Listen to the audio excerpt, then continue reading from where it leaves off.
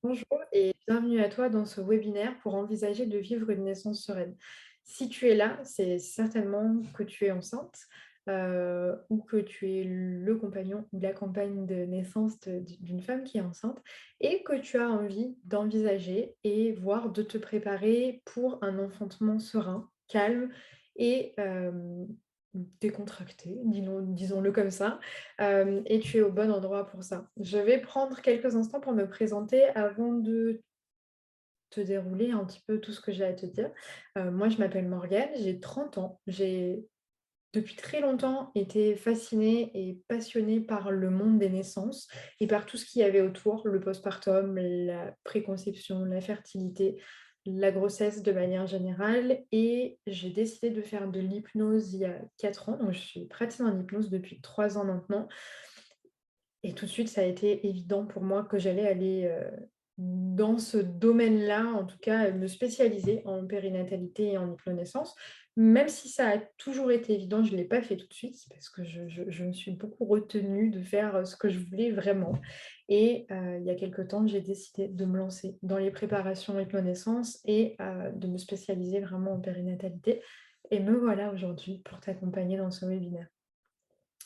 Nous allons commencer par parler de ce qui a fait que les naissances aujourd'hui sont ce qu'elles sont.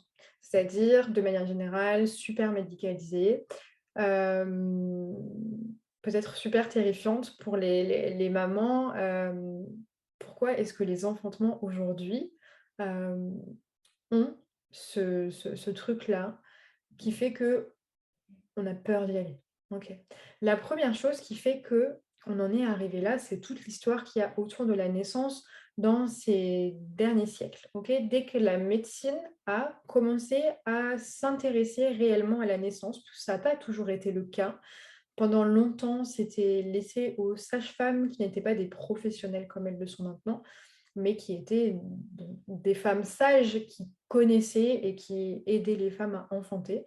Et puis à un moment donné, les médecins se sont beaucoup intéressés à ces sujets-là et ont décidé de prendre la main sur, ce qui se passait au niveau de la naissance. Comme il y avait certaines morts en couche, comme il peut y en avoir maintenant, mais vous l'imaginez bien, avec des conditions qui étaient bien différentes à l'époque, les médecins ont jugé à ce moment-là que potentiellement les naissances étaient dangereuses et que du coup, il fallait empêcher ça et donc prendre le contrôle sur ce qui se passait dans le corps des femmes au moment de la naissance. Tout ça, ça a donné ce qu'on a maintenant, même si bien entendu les choses ont bien évolué, mais on parle encore beaucoup de médecins accoucheurs, de personnel médical qui vont accoucher les femmes qui enfantent, alors que la réalité des choses, et je vous invite à vous poser cette question-là, et je t'invite à te poser cette question-là, c'est est-ce que réellement, à un moment donné, quelqu'un va t'accoucher? Ou est-ce que c'est toi qui vas accoucher? Est-ce que c'est toi qui vas enfanter ton bébé? Ou est-ce que c'est ton gynécologue, l'obstétricien, la sage-femme qui va heu, accoucher ton bébé? Ça, c'est une vraie question que je t'invite à te poser parce que déjà, ça permet de commencer à voir les choses différemment. Le corps de la femme est très bien fait. Le corps humain, de manière générale, est très bien fait et on a voulu nous faire croire que potentiellement, il pouvait y avoir une défaillance au moment de la naissance. C'est-à-dire que le corps ne savait plus faire les choses par lui-même. Pourquoi? Je t'invite vraiment à réfléchir à ces questions et à voir ce que ça peut changer. Si ton corps, il est fait pour donner naissance à ton bébé, alors qu'est-ce que ça implique? Ça implique que le pouvoir, il est à l'intérieur de toi. Ça implique justement un empouvoirment de la femme et un empouvoirment du couple, puisqu'on va voir après que on va beaucoup inclure donc le compagnon de naissance, qui va être le papa, la deuxième maman, peu importe qui sera la personne qui t'accompagnera au moment de la naissance. En tout cas, on va beaucoup inclure cette deuxième personne-là dans l'enfantement. Ça inclut du coup un empouvoirment, ça implique un empouvoirment du couple de naissance. Qu'est-ce qui a fait qu'on en est arrivé là? Donc, c'est toute l'histoire et toutes les croyances que ça a pu faire émerger par rapport à ça, qu'on avait besoin d'aide extérieure pour donner naissance à nos bébés, qu'on avait besoin du personnel médical, qu'on avait besoin de médicamentation, ouais, et qu'on avait besoin de quelque chose de plus que nous-mêmes et que notre bébé, accessoirement. Il y a autre chose qui fait qu'on en est arrivé là, ce sont, donc toutes les croyances qu'on peut avoir autour de la naissance. Donc ces croyances, elles sont tirées de toute cette histoire qui est passée.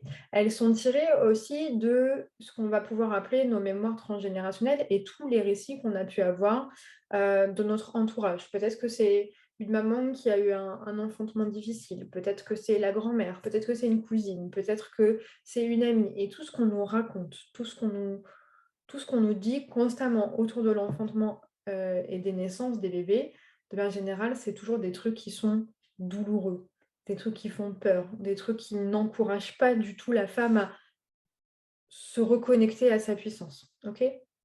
Tout ça, plus d'autres choses qu'on va voir après, ça vient créer en fait de l'anticipation négative. C'est-à-dire que si de base on part en se disant que ça va être douloureux, que ça va être difficile, qu'on va en chier, que ça va être super long, eh bien on se conditionne quelque part à vivre les choses de cette manière-là. En hypnonaissance, en hypnose, de manière générale, on vient vraiment comprendre que l'esprit est relié au corps et que par la pensée, par ce qu'on se dit, par nos croyances, on va générer des réactions physiques et des émotions. OK? Donc si on y pense là, on peut se dire que si déjà on fait de l'anticipation négative, on crée de la pensée donc négative et on va créer du coup des réactions dans le corps qui vont être désagréables mais qui vont aller dans le sens de ce qu'on se dit. Notre inconscient, il veut toujours nous faire avoir raison. Si on se dit ça va être horrible, il va nous montrer que oui, ça va être horrible. Alors peut-être que ça ne le sera pas réellement, mais en tout cas, on va retirer que la partie qui nous a semblé horrible. Ok. Il y a autre chose qui fait qu'on en est arrivé là, c'est les préparations à la naissance telles qu'elles sont construites aujourd'hui dans le monde médical. Je tiens quand même à dire que le monde médical est très utile. Là, tout ce que je vous dis, c'est certaines choses qui se passent dedans qui ne sont pas aidantes. Mais bien entendu, la médecine, les sages-femmes, les gynécologues, les obstétriciens et tout ce milieu-là est très aidant lorsqu'il y a des circonstances particulières et qu'on a besoin d'une intervention. La médecine est super quand il y a besoin d'un coup de main extérieur. Quand il n'y en a pas besoin, il n'y en a pas besoin, simplement. Donc, les préparations à l'accouchement, telles qu'elles sont faites maintenant, de manière générale, par les sages-femmes dans les hôpitaux, quand elles sont classiques, elles vont renforcer vraiment le concept de douleur. Elles n'encouragent pas vraiment les accouchements physiologiques et elles viennent vraiment appuyer sur les trucs qui potentiellement pourraient mal se passer. Elles vont vous parler de comment se passe la péridurale, de comment pousser, de comment gérer la douleur en mettant l'accent dessus. Comment gérer? Comment pas la gérer du coup. En mettant vraiment l'accent là-dessus et de manière générale, elles n'encouragent pas les mamans à vraiment se fixer un plan de naissance et à défendre leur choix. OK? Puisque, bien entendu, et tout le monde le sait, comme dans les hôpitaux, on manque de personnel, on manque de temps, on manque de salles, et bien ce qui se passe, c'est que au plus ça rentre dans le moule, au plus c'est simple à gérer et au plus on est tranquille. OK? Tout ça, plus notre environnement extérieur, donc comme je vous le disais, les familles, les amis, et aussi tout ce qu'on peut voir. En fait, quand vous regardez les films, les séries, tout ce qu'on décrit de la naissance, les femmes sont super rouges, les femmes sont au bout de leur vie, les femmes sont totalement crispées et tendues et serrent très fort la main de leur mari qui est là. Euh, Tout ça, qu'est-ce que ça renvoie comme image? Qu'est-ce que ça vient nous montrer de l'enfantement? Ça vient simplement nous montrer que c'est dur, que ça fait mal, que ça met du temps, qu'on transpire, qu'on va être pas bien, que ça va être horrible. Et tout ça, encore une fois, ça crée de l'anticipation négative. Ça, c'est pourquoi on en est arrivé là. Et vraiment, je vais t'inviter à juste te questionner peut-être sur ce que toi, déjà là, où tu en es aujourd'hui, au moment où tu regardes cette vidéo, sur ce que toi, déjà maintenant, tu peux avoir comme anticipation négative. Parce que ça va être hyper intéressant de venir déconstruire ça. Et je vais t'expliquer pourquoi. Donc, on en est à qu'est-ce qu'on peut faire pour justement vivre les choses différemment maintenant. On sait pourquoi on en est arrivé là, grosso modo, et on va se demander, ok, maintenant qu'on sait ça, qu'est-ce qu'on en fait? On en fait plusieurs choses. La première chose, ce qui est intéressant, c'est de donc commencer à déconstruire et à apprendre les choses différemment. Par exemple, en regardant quelles sont toutes les pensées, toutes les anticipations négatives qu'on peut avoir et en se demandant, OK, ça, d'où ça vient, si je sais voir d'où ça vient et comment est-ce que je peux le switcher? Est-ce que ça, c'est réellement vrai? Est-ce que j'ai la preuve que toujours ça se passe comme ça? Ou est-ce qu'il y a des gens pour qui ça se passe différemment? Et s'il y a des gens pour qui ça se passe différemment, ça veut dire que c'est pas réellement vrai. OK? Ça, c'est de la construction mentale. OK? Donc, on va venir déconstruire toutes ces anticipations négatives, on va venir déconstruire nos peurs et on va apprendre comment fonctionne le corps de la femme, comment fonctionne le corps du bébé lors de la naissance, comment se passe le travail des hormones dans le corps et ce qui favorise et ce qui défavorise euh, un enfantement doux, serein et des vagues, donc des contractions optimales pour la naissance. Tout ça, ça va permettre, le moment venu, même si bien entendu, on ne sait jamais comment ça se passe à l'avance, ça va permettre d'être préparé, de comprendre ce qui se passe dans son corps, de se dire, OK, là, je vis ça, concrètement, qu'est-ce qui se passe pour moi? OK, là, il se passe ça, donc c'est OK, je sais que c'est normal, je sais que ça, ça doit se passer comme ça, que ça, voilà. Et tout ça, ça permet de juste pas paniquer, de rester calme, de se dire: «OK, c'est normal. Mon corps, de toute façon, même s'il y a ça, il est capable de ça. Mon corps, là, il se passe ça, je ressens ça, qu'est-ce que c'est? OK, j'en suis là».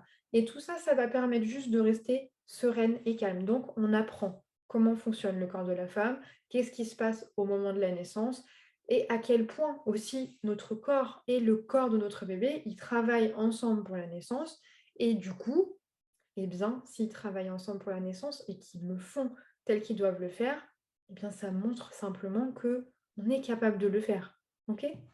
Je voudrais juste, reprendre une phrase d'une de mes mentors que j'adore, qui dit que: «Depuis que le monde est monde, les femmes enfantent l'humanité» et je t'invite, pardon, à juste penser à cette phrase. Ouais, en fait, depuis que le monde est monde, les femmes enfantent l'humanité.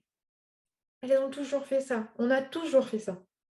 Et c'est très récent que la médecine ait mis la main sur ça. On l'a toujours fait jusqu'à présent. C'est bien que le corps, il est capable de le faire et que le corps, il est fait pour. Aucune raison que ça ait changé maintenant. OK? Donc, ton bébé, il sera adapté à ton corps. Bien entendu, tant qu'il n'y a pas de circonstances particulières, tant qu'il n'y a pas de pathologie, tant qu'il n'y a pas de choses particulières, mais en tout cas, de manière générale, dans la majorité du temps. Et concrètement, on va nous parler beaucoup plus dans ce qui est plus classique et plus médicalisé, des trucs qui ne peuvent ne pas aller, alors que la vérité, c'est que la très, très, très grande majorité du temps, ça se passe bien en fait. OK?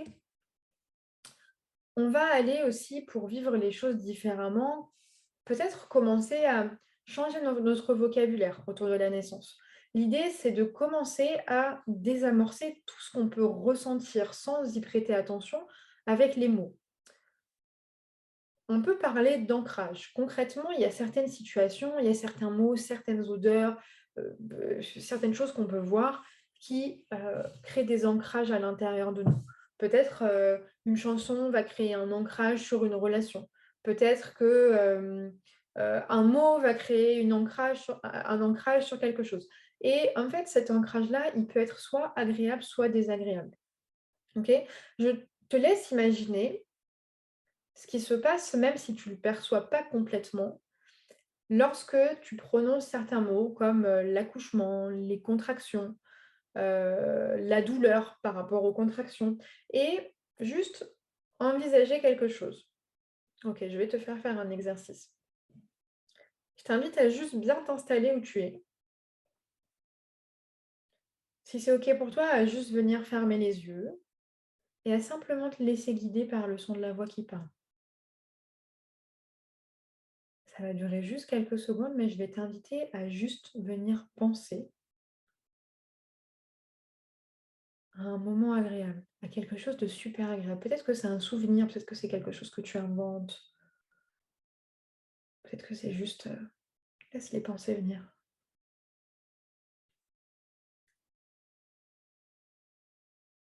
Et concentre-toi ouais, sur un souvenir qui est super agréable pour toi. Et sens comme juste cette pensée-là, elle peut te reconnecter à la sensation que tu avais à ce moment-là. Un peu comme si quand tu pensais à ça, il y avait un ancrage positif qui s'était mis en place dans ton corps et que du coup, tu pouvais ressentir exactement la même chose.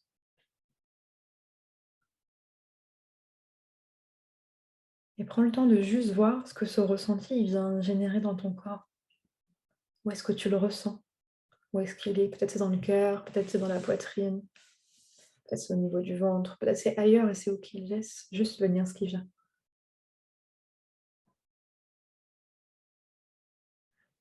Et puis là, laisse simplement ta respiration reprendre un rythme habituel et quand c'est OK pour toi, juste rouvre les yeux. Et vois simplement comme l'ancrage d'un souvenir peut générer une émotion à l'intérieur de toi, un ressenti. Et dis-toi que si cet ancrage positif, agréable, il peut générer quelque chose d'agréable, alors un ancrage négatif, il va pouvoir aussi générer quelque chose, mais de désagréable à l'intérieur de toi. Ok? Parfois, on n'y prend pas forcément, on n'y prête pas forcément attention, mais dis-toi que si à chaque fois qu'on te dit le mot accouchement, on te parle de souffrance. Si à chaque fois qu'on te dit le mot contraction, on te parle de souffrance. Si ça te parle de trauma, si ça te parle de trucs super désagréables, depuis que tu es toute petite, dis-toi que maintenant, potentiellement, quand tu emploies le mot contraction, accouchement, eh bien, ça peut régénérer cette sensation-là. Alors peut-être que quelque part, tu ne le ressens pas vraiment. Peut-être que c'est simplement juste un truc un peu diffus, tu vois? Mais ce truc un peu diffus qui vient quand même créer de la peur. Et c'est pour ça qu'on est là aujourd'hui. Du coup, ce que je te suggère par rapport à ça, c'est commencer à changer le vocabulaire autour de la naissance. Peut-être que par exemple, au lieu d'utiliser le mot contraction, tu peux utiliser le mot vague. Et c'est ce qu'on va faire en hypnonaissance. L'utérus, en fait, quand il y a une contraction, il va faire une sorte de vague. Il va monter comme ça pour permettre d'accompagner le bébé vers la sortie. Peut-être qu'au lieu de contraction, le mot vague, il est plus sympa, il fait moins peur et il n'a pas de connotation négative dans votre esprit. Et du coup, il ne vient pas générer une sensation qui est rattachée. Okay. Peut-être qu'au lieu d'utiliser le mot accouchement, on va pouvoir utiliser à la place le mot naissance ou le mot enfantement. Le mot qui vous convient, qui te convient. Un peu de mal avec le tu vous aujourd'hui. Peut-être qu'au lieu d'utiliser le terme de douleur ou le terme de souffrance, on va pouvoir utiliser le mot sensation. Parce que oui, c'est évident qu'il y a des sensations. Est-ce que ça sera forcément de la souffrance? Est-ce que ça sera forcément de la douleur? Est-ce que si vraiment tu es sereine, en confiance, détendue, ça ne peut pas être juste de la sensation? Et du coup, cette sensation-là, elle n'est pas connotée de manière désagréable et négative pour ton esprit. Et toi, ça te permet, peut-être que tu peux essayer juste de le faire, tu vois, de voir ce que ça vient faire chez toi quand tu dis ces mots-là. Voir la différence quand tu te dis accouchement, enfantement. Est-ce que quelque part dans l'enfantement, il n'y a pas un truc de puissance, un truc d'intensité, mais un truc super cool? Alors que dans l'accouchement, il y a quelque chose d'un peu différent, d'un peu marqué par l'histoire. Ok. Ce qu'on peut faire aussi pour commencer à changer ça, c'est bien avoir en tête, et c'est ce que je viens d'expliquer là, que les pensées, elles viennent créer dans le corps une sensation et une émotion. Ok. La pensée, elle génère l'émotion, et l'émotion, elle génère une réaction physique. Ce qui fait que si les pensées autour de l'enfantement, elles sont des pensées de peur, eh bien, qu'est-ce que ça va faire? Ça va venir créer dans le corps de la tension. Et qu'est-ce que la tension, elle fait au niveau des muscles? Elle vient créer de la douleur lorsqu'il faut utiliser le muscle. L'utérus, c'est un muscle. L'utérus, c'est le plus puissant du corps de la femme. Et du coup, bah, qu'est-ce qui se passe? Si j'ai peur et que je suis tendue et que je suis crispée et que je ne laisse pas faire et que je vais contre les vagues, eh bien, qu'est-ce qui se passe? L'utérus, il va forcer pour fonctionner correctement et pour faire des vagues de naissance optimales. Du coup, si on envisage de travailler sur les peurs, si on envisage de laisser aller les peurs, si on envisage, en l'occurrence là, avec l'hypnose et avec les exercices et avec l'apprentissage et en changeant le vocabulaire, si on envisage d'être juste sereine et détendue, qu'est-ce qui se passe? Il n'y a pas de tension au niveau de l'utérus. Il va faire son job en fait. Il va contracter, décontracter. Il va aider le bébé à sortir. Et qu'est-ce qui se passe s'il n'y a pas de tension? Eh bien, il y a des sensations, mais il n'y a pas forcément de douleur. C'est pas obligatoire et c'est tout le but de ce qu'on fait. Hem, Ce qui peut aider aussi et ce qui est super aidant, c'est de parler avec les personnes qui vont t'accompagner de ce que tu souhaites. Parfois, lorsqu'on se retrouve face à un personnel médical qui a l'habitude, on se dit qu'ils savent mieux que moi. Et en fait, bah, ça sert à rien que je leur dise: «De toute façon, ils vont pas m'écouter, de toute façon, ils vont mieux savoir et s'ils disent ça, c'est que c'est forcément mieux». Personne d'autre que toi ne peut savoir ce qui est mieux pour toi. Bien entendu, il y a des moments où il faut agir en urgence, il y a des moments où il y a des circonstances particulières dans lesquelles, évidemment, il faut écouter ce qu'on te dit. Ça aurait aucun sens de dire: «Non, je sais mieux que toi qu'il ne faut pas faire ça», mais tant qu'il n'y a pas ces circonstances particulières-là, tu as le droit de dire ce que tu veux. Tu as le droit de donner ton avis. Tu as le droit de dire ce qui est le plus juste pour toi et d'écouter ce qu'on te dit. Et si à ce moment-là, on te dit: «Bah non, par rapport à ce que tu vis, c'est pas possible» ou OK, et on entame un dialogue et on comprend pourquoi et quand on comprend pourquoi, on comprend ce qui est plus juste. Peut-être qu'il y a quelque chose de plus juste et une fois qu'on l'a compris, c'est OK de le faire. Autorise-toi à parler de ce dont tu as envie. Si tu as envie d'une naissance physio, hem, exprime-le auprès du personnel soignant qui t'accompagne.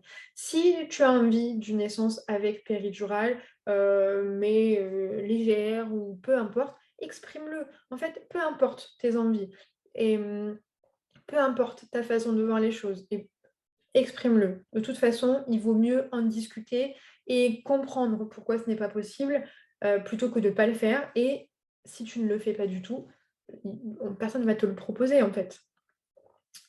Il y a autre chose qui aide beaucoup à commencer à mettre les choses, différemment, c'est de laisser au compagnon de naissance une place vraiment dans la naissance. Hem, Bien entendu que c'est la femme qui enfante.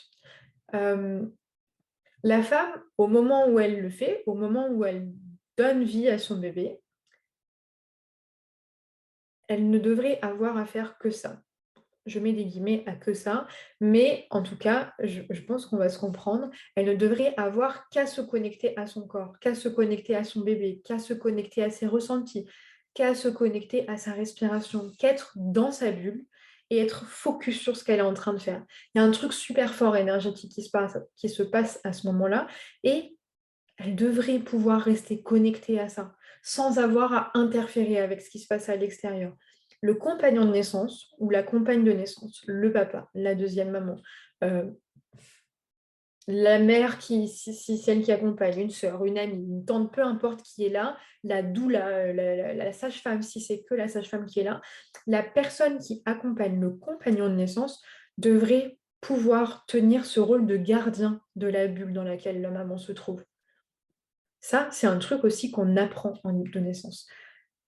Comment être le gardien de la bulle de naissance? Comment être le porte-parole de cette naissance et du plan de naissance? L'idée, c'est de se dire, OK, le personnel soignant, à un moment, peut-être il va devoir interagir avec la maman qui enfante. Et en fait, peut-être qu'elle la sage-femme qui a besoin de parler à la maman, peut-être qu'elle peut juste passer par le compagnon de naissance, lui expliquer ce qui se passe, et soit lui, il a la réponse, par exemple, qui est dans le plan de naissance ou quelque chose comme ça, et dans ce cas-là, il est apte à juste donner la réponse et comme ça on n'embête pas la maman, soit il n'a pas la réponse et lui va pouvoir aller parler à la maman qui enfante. Parce que sa voix, sa présence, elle va être assez familière pour que ça ne leur ressorte pas de la bulle, ok? Et il va bien évidemment trouver peut-être plus facilement les mots pour interagir avec elle, sans avoir à, encore une fois, la faire sortir de cette bulle de naissance. Donc, on laisse une place au compagnon de naissance qui vient devenir le gardien de la bulle. Ici, je vais te préparer, wow, je vais te proposer un nouvel exercice. Je vais t'inviter à te réinstaller super confortablement. Peut-être si tu as des lunettes, tu peux les enlever. Peut-être si tu veux prendre un plaid, tu peux le mettre. Juste à venir t'asseoir confortablement dans un endroit qui est calme, dans un endroit qui est sécurisant pour toi. Et lorsque tu seras bien installé, juste simplement commencer par prendre une très très grande inspiration. Et à juste expirer. Ici, c'est un peu comme si cette grande inspiration, elle te permettait de juste venir te connecter dans cet espace-temps dans lequel tu te trouves.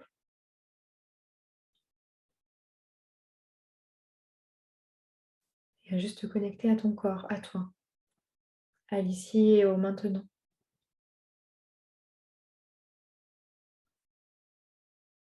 Puis juste à mesure que tu laisses ta respiration se faire normalement, tu vas juste pouvoir laisser les yeux se fermer si ce n'est pas déjà le cas, pour entrer encore un petit peu plus à l'intérieur de toi.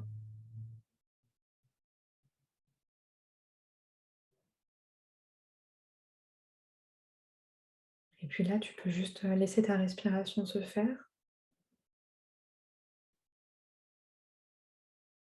Voilà, exactement comme ça, tu respires. Et à chaque inspiration, chaque expiration, ton corps peut juste simplement davantage se détendre. Et c'est rigolo car même si tu n'as pas besoin d'y penser, même si tu n'as besoin de rien faire, au fur et à mesure que ton corps se détend, au fur et à mesure que la respiration se fait, c'est un peu comme si déjà il y avait une partie inconsciente de toi qui cherchait à juste prendre la parole. Pour l'instant, elle va pas trop se manifester, peut-être simplement dans quelques mouvements dans les doigts, peut-être au niveau de la tête. Mais juste, elle peut juste commencer à prendre sa place. Puis pendant que cette partie inconsciente, elle commence à prendre sa place comme ça, légèrement, à son rythme. Alors la partie consciente, elle va juste pouvoir faire ce qui est OK pour elle à ce moment-là. Soit elle peut tout à fait suivre ce qui se passe, soit elle peut partir faire un voyage ailleurs. Le but, c'est simplement que toi, tu continues à entendre la voix, tu continues à faire ce voyage et rapidement, tu vas aller te connecter à la partie inconsciente de toi qui a quelque chose à te montrer aujourd'hui. Mais pas trop vite pour l'instant, reste simplement concentré sur la voix. Puis c'est rigolo, c'est un peu comme si tu pouvais mettre une grande bulle tout autour de toi déjà maintenant. Et du coup, dans cette bulle, il n'y a que la voix qui peut entrer. Et tout ce qu'il y a à l'extérieur, en dehors de la voix, va juste rester à l'extérieur. Puis d'ailleurs, c'est un peu comme si tout ce qu'il y avait à l'extérieur de cette bulle venait juste approfondir ta connexion avec toi-même. Exactement comme ça.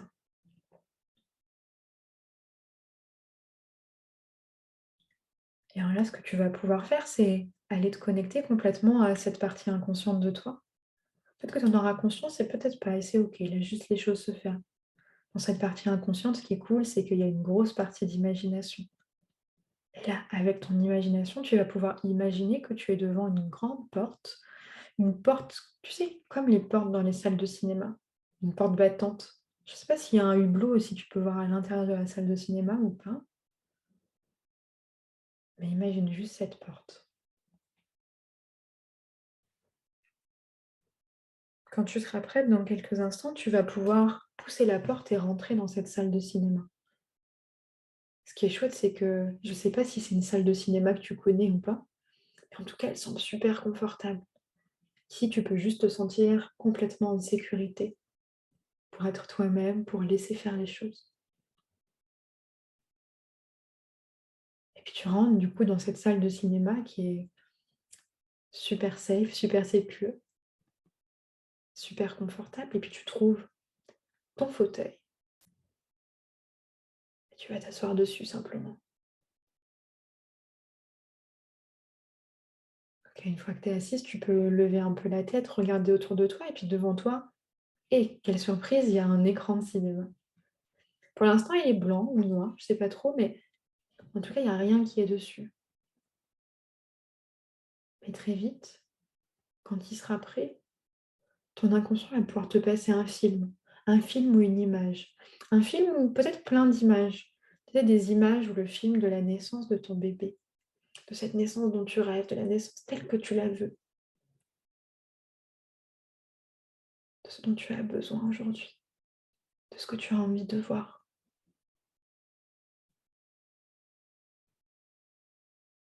Vois comme tu peux être sereine pendant cette naissance. Vois comme ça peut être confortable et laisse simplement les choses venir.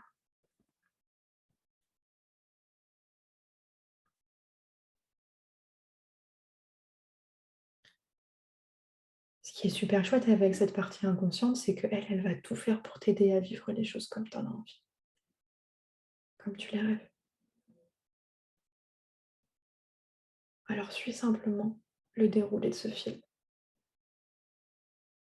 ou de ces images qui défilent. Peut-être que tu ressens des émotions, peut-être qu'il y a du son, peut-être qu'il n'y a pas de son, peut-être qu'il y a des couleurs, peut-être pas. Laisse juste les choses se faire telles qu'elles sont.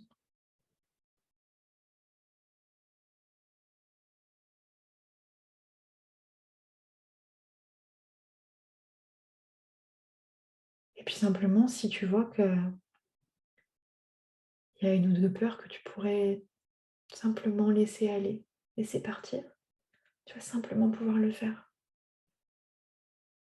Un peu comme si tu pouvais les retirer du film ou les retirer de ce que tu ressens, juste parce qu'elles n'ont plus lieu d'être aujourd'hui. Parce qu'aujourd'hui, tu sais qu'elles sont pas rationnelles et du coup, tu peux les enlever.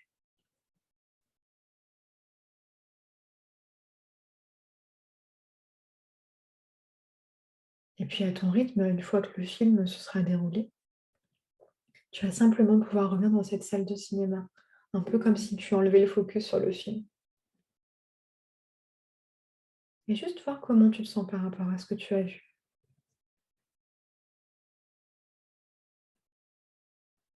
Et puis alors quand ce sera OK, tu vas pouvoir te lever de ce fauteuil et puis simplement ressortir de la salle de cinéma, enrichi de ces images que tu as vues, de ces sensations, de cette émotion.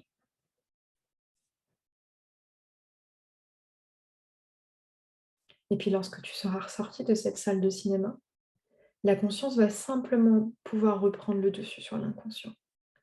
Et puis petit à petit, ta respiration, elle va se faire de nouveau de plus en plus naturelle, reprendre un rythme plus habituel. Et puis au fur et à mesure, tu vas simplement pouvoir bouger les mains, bouger les pieds, bouger les doigts, peut-être t'étirer.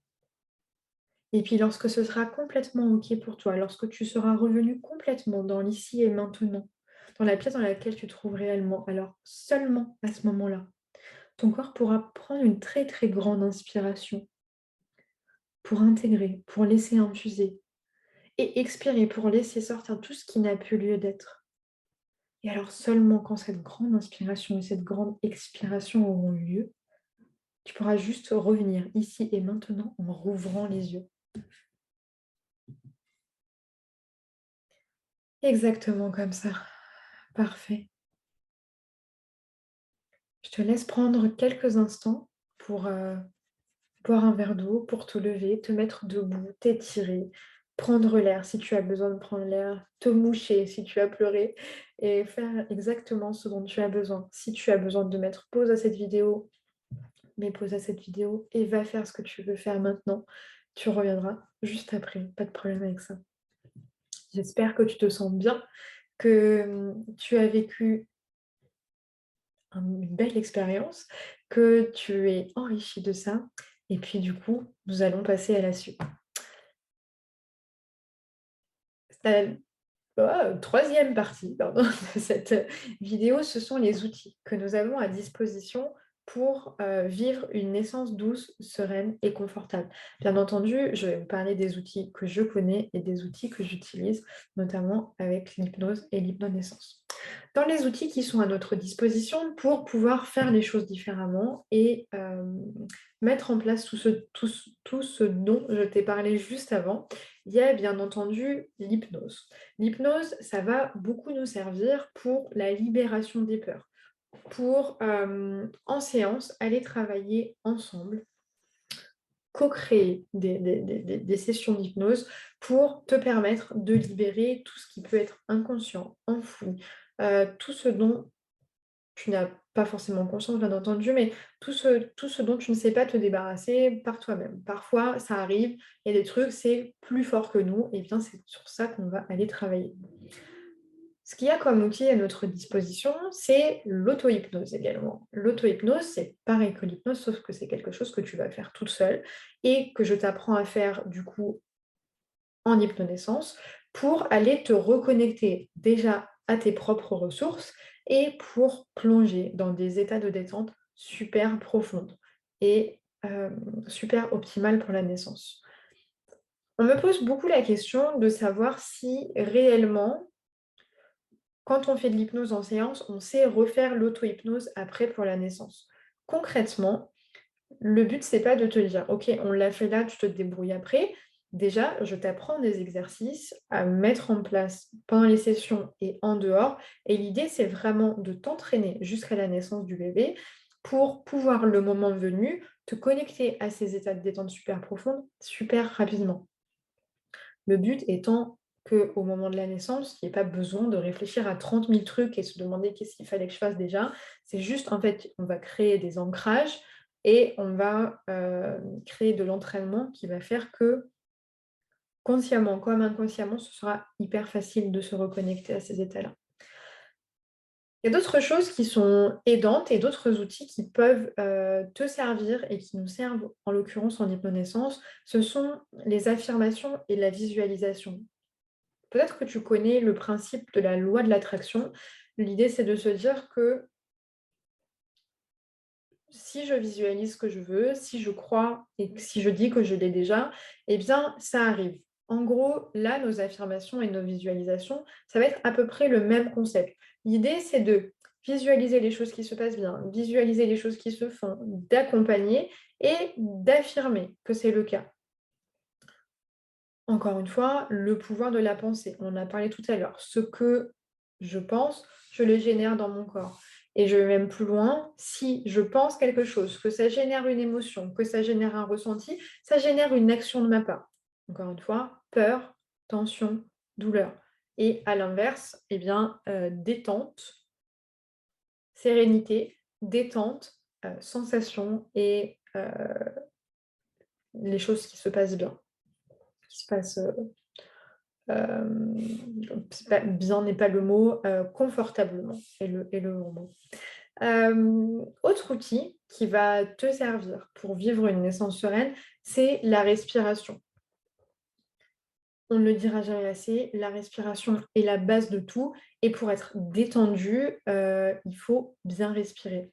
En hypnonaissance, il y a 3 types de respiration. Il y a une respiration qu'on met en place qui est une respiration de détente. Il y a une respiration qu'on met en place qui est une respiration, la respiration pour les vagues, donc les vagues qui sont les contractions, et il y a la respiration de naissance qui va permettre de souffler le bébé vers le bas, puisque on considère ici qu'il ne faut pas faire de la poussée forcée ou de la poussée dirigée, puisqu'on laisse l'utérus faire son job et que nous, on accompagne le job de l'utérus et le job du bébé en respirant. Donc, on va souffler le bébé vers le bas. Je ne sais pas si tu entends à l'oreille et dans tes ressentis ce que ça change. Qu'est-ce que ça change si je dois pousser mon bébé? Et qu'est-ce que ça change si je dois accompagner le travail de mon corps et souffler le bébé vers le bas? Est-ce que tu vois un petit peu la différence, ne serait-ce que dans les sensations ou dans les pensées que ça peut générer. Enfin, il y a un autre truc qui va beaucoup t'aider dans les outils, c'est vraiment le travail de relaxation profonde et c'est le but de tout ce qu'on fait, de A à Z. C'est-à-dire que tout le travail sur les peurs, tout le travail sur la libération des croyances, tout le travail sur la déconstruction, l'apprentissage, l'hypnose, l'auto-hypnose, les affirmations, les respirations, tout ce travail-là, il a pour seul et unique but une relaxation et une détente profonde. Je recommence. Sérénité, détente, enfantement confortable. OK? Alors si tout ça t'intéresse et que toi aussi tu as envie de te préparer avec la méthode hypnonaissance pour vivre cette naissance sereine, calme et confortable, peu importe tes choix de naissance, eh bien, tu trouveras toutes les infos en dessous de cette vidéo sur les programmes que je propose, sur les accompagnements que je propose et bien entendu un bonus pour toi qui a regardé ce webinaire avec une réduction pardon, sur eh bien, tous les accompagnements que je propose en hypnonaissance. Je te souhaite une très très belle journée et je te dis à très vite.